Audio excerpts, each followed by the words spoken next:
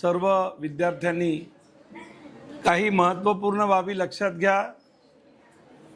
इथे बसलेले सर्व विद्यार्थी बहुतांशी येणाऱ्या लेखी परीक्षेला पात्र आहेत आणि शासनाच्या परिपत्रकानुसार विविध ठिकाणी ज्या शारीरिक चाचणी घेतलेल्या आहेत, फिजिकल टेस्ट घेतलेल्या आहेत, त्यामध्ये पात्र विद्यार्थ्यांना त्यांची लेखी परीक्षा आगामी काही दिवसामध्ये होणार आहे।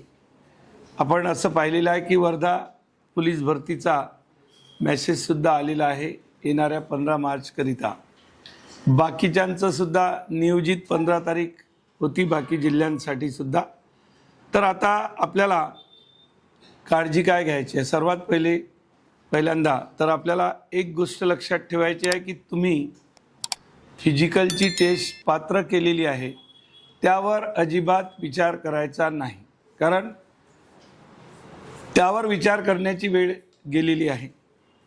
हा, काही विद्यार्थ्यांच्या अदर ठिकाणी काही फिजिकल टेस्ट असू शकतात, परंतु त्या टेस्टचा विचार त्या दिवसापुरताच करायला पाहिजे। त्याचं कारण असं आहे की आपण वर्षभर 2 वर्षापासून सतत प्रॅक्टिस करतो आहे। एवढा मोठा अनुभव आपल्याकडे असल्याकारणाने आपल्याला न घाबरता, जशी ही टेस्ट तुम्ही न घाबरता देऊन उत्तम प्रकारचा स्कोर केला, तशीच येणारी दुसरी टेस्टसुद्धा न घाबरता, जसं की कारागृह असेल किंवा SRPF असेल, ह्या टेस्ट तुम्ही न घाबरता देऊ शकता। हा पहिला मुद्दा।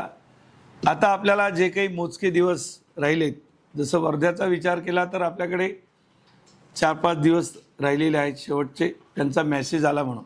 बाकी जिल्ह्यांचा पेपरसुद्धा 15 मार्चला नियोजित आहे। तर आता सर्वात महत्त्वाची काळजी तुमची काय आहे? सर्वात महत्त्वाची काळजी आहे की आपल्याला जे काही करतो आहे, आपण जे काही रिकॉल करतो आहे, ज्या विषयांची रिव्हिजन आपण करतो आहे, ते सगळे विषय त्याला शांत चित्ताने, नीटपणे, व्यवस्थितरित्या त्याचं बायफर्केशन करणे, त्याचं वर्गीकरण करणे। वर्गीकरण केल्यामुळे काय होतं की आपल्याला सर्व विषय एका वेळी माइंडमध्ये न आल्यामुळे त्याला आपण सिलेक्ट करून व्यवस्थितरित्या रिवाईज करू शकतो जेव्हा तुम्ही रिव्हिजन करताय। कारण रिव्हिजन करीत असताना एका वेळी एकच विषय सर्वांच्या माइंडमध्ये असायला पाहिजे। आणि पॅटर्न जो आहे परीक्षेचा सर्वांना माहिती आहे, बहुतांशी पेपर्स हे 25-25च्या पॅटर्नचे असतात।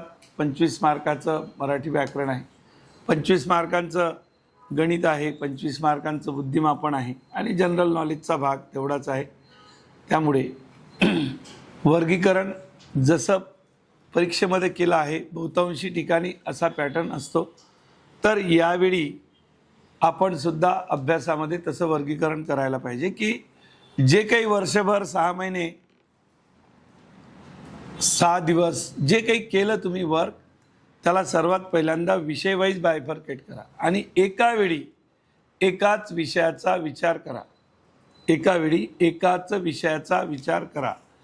जर तुम्ही एक विषय करीत आहात, एका विषयाची तयारी करीत आहात आणि दुसरा विषय तुमच्या माइंडमध्ये आहे, त्यातही माइंडमध्ये असा आहे की तो विषय आपला जास्त झालेला नाही, तर अशा वेळी अशा दबावात तुम्ही जो विषय करीत आहात, जो तुम्ही रिवाईज करीत आहात, त्यावर सुद्धा या दबावाचा परिणाम होऊ शकतो। म्हणून जे विषय झालेले आहेत ते तुमचा प्लस पॉईंट आहेत, हे आपण नेहमीच पाहिलेलं आहे। जे तुम्हाला येतं त्यावर जास्त विचार करायला पाहिजे आणि जे येत नाही त्यामधला काही हिस्सा जो तुम्हाला सहजपणे करता येईल तो करून बघायला पाहिजे आणि त्याला पण कालांतराने रिवाईज करायला पाहिजे। बघा, 100% नॉलेज कोणत्याही विद्यार्थ्याचं असू शकत नाही, जनरली कोणालाच माहीत नसते। 100च्या 100% पूर्ण माहिती अपेक्षित पण नाही आणि आपल्याला सिलेक्ट होण्यासाठी 100 पैकी 100 गुण लागतातच असं पण नाही। त्यामुळे आपल्याला जे काही साधारण गुण लागतात 100पैकी कॅटेगरीनुसार ओपनचे महिला मुली हे सगळं वेगवेगळं आहे.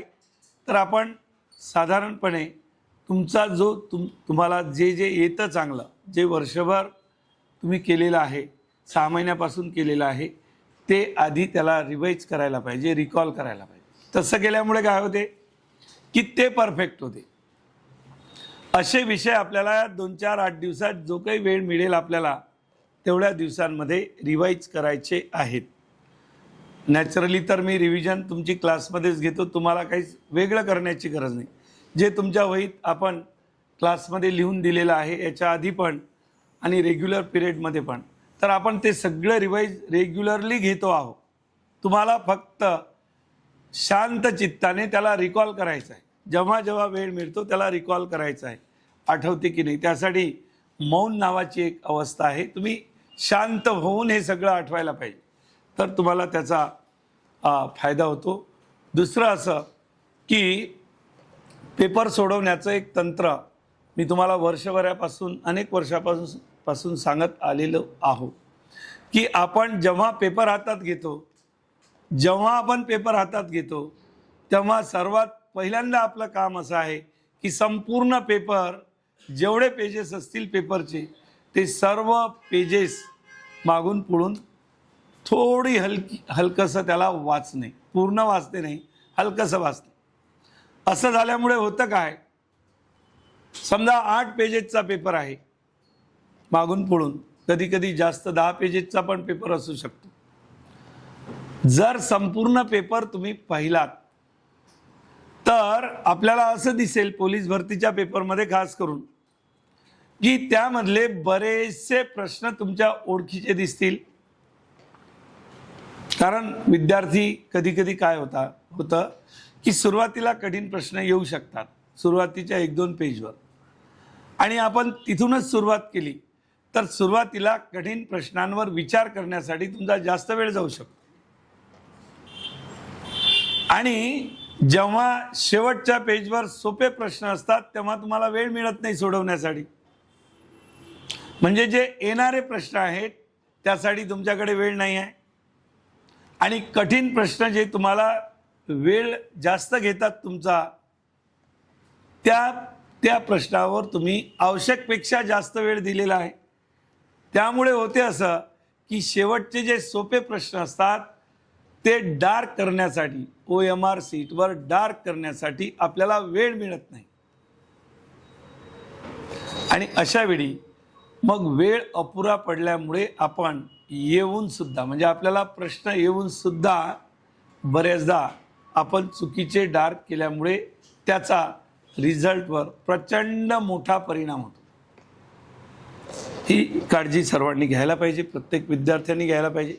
त्याच्यासाठी मी तुम्हाला सर्वांना सांगतो की सर्वात पहिल्यांदा काय करायला पाहिजे की जेव्हा तुमच्या हातात पेपर येईल, जेव्हा तुमच्या हातात पेपर येणार तेव्हा संपूर्ण पेपर मागून पुढून पाहायला पाहिजे. त्यांनी तुमचा वेळ जात नाही. तुमचा समज आहे की असं पाहिल्यामुळे आमचा वेळ जाईल, परंतु तुम्हाला असं सांगतो, तुम्ही अभ्यास करणारे विद्यार्थी आहात, नियमित अभ्यास करणारे विद्यार्थी आहात. तुम्ही भरपूर सारी रिव्हिजन पण चांगल्या पद्धतीने केलेली आहे, पाठांतर केलेलं आहे, सराव केलेला आहे.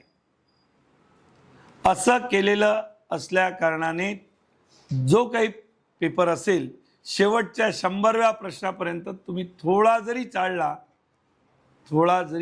ना, तर मला असं वाटते की 100 गुणांच्या 100 प्रश्नांच्या पेपरमध्ये 80 प्रश्न तुमच्या ओळखीचे असतील. 80 प्रश्न, 80 प्रश्न तुमच्या ओळखीचे असणे ही काही साधी गोष्ट नाही आहे. फक्त ते जे ओळखीचे प्रश्न आहेत तुमचे, ते जे 80 प्रश्न ओळखीचे आहेत, ते 80 प्रश्न त्यांच्या क्रमानुसार उत्तरासहित डार्क केले पाहिजे. त्यासाठी मन हे प्रचंड शांत असणे आवश्यक आहे. घाबरलेल्या मनामध्ये ही गोष्ट शक्य नाही.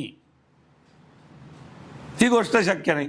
अशामुळे काय होणार की जे जसं एखादा 5 नंबरचा त्याचा तिसरा पर्याय आहे, तर तुम्ही घाबरलेल्या मनामध्ये 5 नंबरचा तिसरा पर्याय चूज करण्याच्या ऐवजी 6 नंबरचा तिसरा पर्याय चूज करणार आणि अशी मालिका जर चालत गेली कदाचित तर 10 ते 15 प्रश्न तुमचे चुकू शकतात.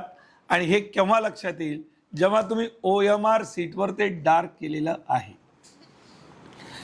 ही गोष्ट तेव्हाच घडू शकते जेव्हा तुम्ही घाबरलेल्या अवस्थेत असणार.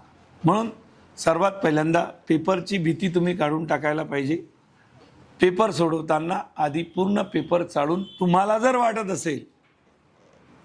वाटत असेल तर प्रश्नपत्रिकेवर हलकीशी एक मार्किंग केली तर कदाचित मग वाचून ज्या क्रमांकाचा प्रश्नाचा ऑप्शन आहे त्याच क्रमांकाचा उत्तराचा ऑप्शन चूज करून आपण डार्क केलं पाहिजे. ही सर्व क्रिया तुमची 1 तासाच्या आत होऊ शकते. तर मग यामध्ये काही विद्यार्थी असे असतील की त्यांना 50च प्रश्न डार्क केल्या जाऊ शकतील पहिल्या आवरमध्ये, काहींचे 60 डार्क केल्या जाऊ शकतील, काहींचे 75 डार्क केल्या जाऊ शकतील, काहींचे 40सुद्धा डार्क केल्या जाऊ शकतील. असं असू शकतं. पण यालासुद्धा घाबरण्याची गरज नाही, कारण नंतरच्या 1 तासानंतर तुम्ही पेपरशी समरस झाल्यामुळे, पेपरशी तुमचा जास्त संपर्क आल्यामुळे तुमचा मानसिकदृष्ट्या स्पीडसुद्धा प्रचंड वाढलेला असतो अशा वेळी. आणि मग जे तुम्हाला आठवले नाही ते पुन्हा आठवून तुमचं जे टार्गेट आहे 75 प्रश्न सोडवण्याचं पहिल्या तासामध्ये, 80 प्रश्न सोडवण्याचं, त्या टार्गेटपर्यंत सहजपणे पोचू शकता. होऊ शकते की एखाद्या वेळी 1 तासापेक्षा जास्तसुद्धा वेळ तुम्हाला लागू शकतो. चालेल, काही हरकत नाही, कारण तुमचं टार्गेट 80चं असेल आणि 1 तासामध्ये एवढे प्रश्न जर डार्क होत असतील जे इझी आहेत, जे तुम्हाला सहज येऊ शकतात, हे प्रश्न तुम्हाला 1 तासामध्ये 80पर्यंत येत असतील तर अतिशय उत्तम बाब आहे. उरलेल्या अर्ध्या तासामध्ये जे कठीण प्रश्न आहेत, ज्या प्रश्नांवर जास्त विचार करावा लागतो, खास करून गणित आणि बुद्धिमापन या विषयांचे अर्ध्या तासामध्ये तुम्ही 10 कठीण प्रश्न जरी सोडवले तरी तुम्ही 80 + 10 90चा स्कोअर इझिली करू शकता, इझिली, न घाबरता. साधारण पेपरमध्ये आणखी तुमच्याकडे 20 मिनिट उरलेले आहेत आणि काही प्रश्नसुद्धा तुमच्याकडे आहेत, त्यावर आणखी विचार करू शकता. असं सातत्याने केलं शेवटच्या 5 मिनिटामध्ये तुम्ही सर्व प्रश्नांना एकदा चेक करून एखाद्या वेळी एखादा प्रश्न ब्लँक जातो आहे का त्याचासुद्धा विचार करा. आणि तुम्हाला तुमचं प्रचंड चांगल्या पद्धतीचं किंवा तुम्हाला समाधानकारक आपापल्या म्हणजे क्षमतेनुसार आणि आपापल्या अपेक्षेनुसार तुम्हाला सहजपणे मार्क मिळू शकतील. तत्पूर्वी, हे सर्व करण्याच्या पूर्वी एक पेपर सोडवण्याची महत्त्वाची अवस्था आहे, ज्या अवस्थेमुळे आपल्या पेपरवर, आपल्या सोडवण्यावर एक वाईट परिणाम होऊ शकतो. तो कसा बघा. सर्वात पहिल्यांदा आपण जेव्हा आपल्याला पेपर हातात मिळतो, सुरुवातीला उत्तरपत्रिका मिळते, असंच आहे ना. सुरुवातीला आपल्याला उत्तरपत्रिका मिळते आणि नंतर आपल्याला प्रश्नपत्रिका मिळते, असा नियम आहे सर्व. तर उत्तरपत्रिका मिळाल्यानंतर ज्या काही सूचना आपल्याला दिल्या जातात परीक्षकांकडून, परीक्षा घेणाऱ्यांकडून, त्या सूचनांचं पुरेपूर पालन करायला पाहिजे. त्या महत्त्वाच्या सूचना असतात आपल्या परीक्षेशी संबंधित. दुसरं काय करायला पाहिजे? दुसरं एक करायला पाहिजे की त्या उत्तरपत्रिकेवर सर्व नियमावली दिलेली असते. पहिल्या पेजवर पेपर कसा सोडवायचा, कोणता पेन यूज करायचा, डार्क कसं करायचं, अर्धवट डार्क केला तर मार्क मिळत नाही किंवा तुमचा पेपर चेक केला जाणार नाही, परीक्षेचा सेंटरचा कोड असतो, तुमचा अनुक्रमांक असतो, या सगळ्या बाबी आपल्याला दिलेल्या असतात आणि सूचना पण दिलेल्या असतात. तुम्हाला रोल नंबरसुद्धा प्रोव्हाइड केलेले असतात. तर ते जे पहिलं पेज असतं उत्तरपत्रिकेचं, ते अगदी व्यवस्थितरित्या, जसा केंद्राचा संकेतांक, सेंटर कोड, हा वर टाकायचा असतो आणि खाली ते जे सर्कल्स असतात ते डार्क करायचे असतात. तर जे क्रमांक आपण वर टाकलेले आहेत त्या रिकाम्या जागेमध्ये तेच क्रमांक डार्क करायला पाहिजे. आपलं चुकतं कधी कधी घाईमध्ये की आपण वर टाकतो 5 आणि डार्क करतो 7. अशी चूक होऊ शकते. रोल नंबरच्या बाबतीत सुद्धा असंच आहे. रोल नंबरच्या बाबतीत सुद्धा असंच आहे की आपल्याला वर रोल नंबर टाकायचा असतो, अनुक्रमांक टाकायचा असतो आणि खाली त्याचे गोल दिलेले असतात. आपण जो क्रमांक टाकला तोच खालचा गोल झाला पाहिजे, त्याच रो मधला झाला पाहिजे. लक्षात आलं का? असं जर तुम्ही केलात तर तुमचा प्रश्न आणि उत्तर हे व्यवस्थितरित्या म्हणजे क्रमांक तुमचा टाकला जाईल. तो क्रमांक टाकल्यामुळे तुम्ही पीसफुल राहणार. एक जबाबदारी तुमची पूर्ण संपलेली असते, कारण आपल्याला फक्त आणि फक्त 1.5 तासांचा अवधी असतो. आपल्याला जास्त वेळ नसतो. लक्षात ठेवा. आता जर का चुकीने तुमचा कोड असेल, केंद्राचा संकेतांक असेल किंवा अनुक्रमांक असेल, चुकीने गोल झाला तर तुम्ही काय करणार? तुम्ही परीक्षकाकडे, जे तुमच्या रूमवर आहेत परीक्षक, परीक्षा घेणारे, त्यांच्याकडे संपर्क करणार. ते पण तुम्हाला पूर्णपणे त्याच्यानंतर काय तुमचा पेपर चेक केला जाणार नाही जाणार याचं पूर्ण सोल्युशन देणार नाहीत. आणि दिलं तरी तुमचं मन बाकी प्रश्नांवर लागणार. तुमच्या माइंडमध्ये सतत असेल की आपला रोल नंबर चुकला, आपला पेपर चेक होणार नाही. त्या एका चुकीचा परिणाम हा संपूर्ण 100 मार्कांच्या पेपरवर होऊ शकतो. ही अतिशय मोठी गोष्ट आहे, लक्षात ठेवा. याला सिरियसली घ्या सर्वांनी की आपला रोल नंबर चुकायला नको. जरी समजा तुमचा पेपर रोल नंबर चुकल्यावरही चेक केला जात असेल, पण त्याचा परिणाम तुमच्या 100 गुणांवर होऊ शकतो. ही गोष्ट महत्त्वाची आहे. याची सर्वांनी काळजी घ्यायला पाहिजे. आणि एकदा रोल नंबर टाकला तर प्रत्येक प्रश्नांची उत्तरं मी जे नियम सांगितलेले आहे त्या नियमाच्या आधारे द्यायला पाहिजे. हे पेपरचं प्लॅनिंग आहे. पेपरच्या आदल्या दिवशी बरेच मुलं तणावात असतात आणि तणावात असल्यामुळे ते रिव्हिजन मारणार. आदल्या दिवशी खूप रात्रीचं जागणार, रात्रभर जागणार. असं केल्यामुळे काय होणार की तुमचा दुसरा जो दिवस आहे हा पूर्णपणे पीसफुल राहणार नाही. कारण तुम्हाला 100 प्रश्न 1.5 तासात सोडवण्यासाठी तुमचं शरीर आणि मन हे उत्साहित असायला पाहिजे. उत्साहित असायला पाहिजे. ते तुम्हाला जर झोप येत असेल किंवा त्या झोपेचा परिणाम तुमच्या शरीरावर होत असेल तर निश्चितच आपण चांगला विचार करू शकणार नाही. कारण प्रत्येक प्रश्न हा आपल्या पाठ असेलच असं नाही. विचाराच्या आधारे आपण 4 पैकी एकाची निवड करणार आहे. त्यामुळे आदल्या दिवशी खूप जास्त जागून तुम्ही शरीराला जास्त त्रास देऊन कदाचित दुसऱ्या दिवसाचा तुमचा स्कोर काढण्याचा प्रयत्न करणार, तर कदाचित त्यामध्ये चूक पण होऊ शकते. म्हणून मी सर्व विद्यार्थ्यांना सांगेल की आदल्या दिवशी निवांत झोप घ्यायला पाहिजे. का बरं घ्यायला पाहिजे? कारण आधी आपण खूप रात्र जागलेलो आहोत त्याच विषयासाठी आपण आधी खूप जास्त वेळा रात्रीचं जागलेलो आहोत. म्हणून काही काळजी करण्याची गरज नाही. मनाला कमांड द्यायची की पेपरमध्ये जे येणार ते विचारणार, ते सर्व मला येणार, ही मानसिकता तुमची असायला पाहिजे. असं जर केलं तर तुमचं उच्च प्रतीचं स्कोअर होऊ शकतं. म्हणून पहिला दिवस अत्यंत काळजीपूर्वक आपण घालवायला पाहिजे. त्यानंतर सर्वात महत्त्वाची गोष्ट की आदल्या दिवशी, पेपरच्या आदल्या दिवशी आणि पेपरला सेंटरवर गेल्यानंतर कोणाही सोबत विनाकारण बोलण्याची गरज नाही. बरेचदा मुलं पेपर येईपर्यंत बोलतात, आपसात विचारतात. कोणी रिव्हिजन घेते एका दुसऱ्याची, कोणी विचारते महाराष्ट्राची राजधानी काय आहे रे बा, तो म्हणते दिल्ली आहे.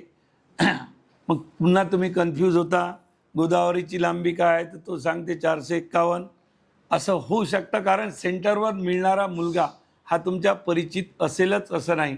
तो अपरिचित असू शकतो आणि अशामुळे अशा उच्च प्रतीच्या कन्फ्युजनमुळे काय होणार की तुमचा माइंड डिस्टर्ब होणार. बरेचदा आपण विद्यार्थी संख्या पाहिल्यानंतर घाबरतो की एवढे सारे विद्यार्थी आहेत, माझं कसं होणार. असं केल्यामुळे सुद्धा एक चूक होऊ शकते, कारण प्रत्येकजण स्वतंत्र आहे, प्रत्येकाचा अभ्याससुद्धा स्वतंत्र आहे.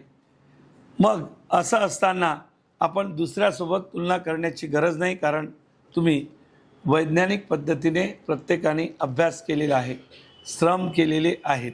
त्यामुळे सर्वांनी याचीसुद्धा काळजी घ्यायची आहे. त्यानंतर एक आणखी प्रिकॉशन्स पेपर सोडवतानाची मी पुन्हा सांगतो की कधी काळी असं पण होतं की पेपरची आपण सुरुवात केलेली आहे, पेपरची सुरुवात आपण केलेली आहे आणि एखाद्या वेळी, कारण शेवटी तुमचा पेपर प्रिंट होत असताना एखादं शेवटचं पेज ब्लँक येतं तुम्हाला, अशा पण काही घटना घडलेल्या आहेत. तर तीसुद्धा एक काळजी घ्यायची की संपूर्ण पेपर पाहायचा, चाळायचा. 1 ते 100 प्रश्न आपल्या प्रश्नपत्रिकेमध्ये आहेत किंवा नाही याची खात्री करून घ्यायची. जर चुकून एखाद्यासोबत असं झालं तर आपले जे संबंधित आपल्या रूमवर अधिकारी असतात, परीक्षा घेणारे असतात, त्यांच्यासोबत संपर्क साधून तुम्ही तुमचा पेपर बदलूनसुद्धा घेऊ शकता. माझ्या अनुभवात अशासुद्धा घटना आलेल्या आहेत की काही मुलांना शेवटचं एक पेज पूर्णपणे ब्लँक आलेलं आहे आणि शेवटच्या, हे लक्षात आलं शेवटच्या 15-20 मिनिटामध्ये, अर्ध्या तासामध्ये, तर अशा वेळी परीक्षकसुद्धा काही करू शकत नाहीत, कारण त्यांनासुद्धा वेळ नसतो. त्यांना कळवायचं असतं आपल्या वरिष्ठांना की आता काय करायचं. एक्स्ट्रा पेपर असतात नसतात आपल्याला माहीत नसतं. म्हणून हे सुद्धा पाहायचं आहे की पूर्ण पेपर आपला प्रिंट आहे किंवा नाही. ही सुद्धा एक महत्त्वाची बाब सर्वांनी लक्षात घ्यायची. मन पूर्णपणे आता 3-4 दिवसपर्यंत जे काही उरलेले आहेत, आपल्याकडे वाचलेला वेळ आहे, पूर्णपणे शांत राहा, पूर्णपणे शांत राहा. मौन ही माणसाची एक मोठी शक्ती आहे. मौन राहणे आवश्यक आहे. मेडिटेशनच्या, ध्यानाच्या अनेक पद्धतीमध्ये मौनाला एक आगळं वेगळं महत्त्व आहे. म्हणून मौन राहण्याचा प्रयत्न करा, कमी संवाद साधण्याचा प्रयत्न करा. आपसात चर्चा असेल तर ती अभ्यासाशी संबंधित असू द्या. बाकी विषय आपल्या डोक्यात यायला नको. बाकी विषयांवर आपण आपला पेपर झाल्यानंतर निवांत चर्चा करण्यासाठी तुम्हाला वेळ आहे. तुम्ही जो काही त्याग केलेला आहे या परीक्षेच्या दिवसांमध्ये, शारीरिक चाचणीच्या अगोदर आणि शारीरिक चाचणी झाल्यानंतर लेखीकरिता, तर हा जो सराव आपण तुम्ही केलेला आहे याचा तुम्हाला फायदा होणार आहे. तुमच्या माइंडमध्ये संपूर्ण अभ्यासक्रम आहे. असा एकही प्रश्न नसेल की तो तुम्हाला येत नाही. ज्या काही चुका होऊ शकतील त्या तुमच्या केवळ आणि केवळ स्वतः कन्फ्यूज आणि दबावात असल्यामुळेच होऊ शकतात. बाकी पोलीस भरतीचे पेपर अगदी सोपे असतात. सोप्या प्रश्नांमध्ये चुका होण्याला जास्त चान्स असतो. म्हणून याची सर्व विद्यार्थ्यांनी काळजी घ्यायला पाहिजे. तुम्हाला परीक्षेला बेस्ट ऑफ लक.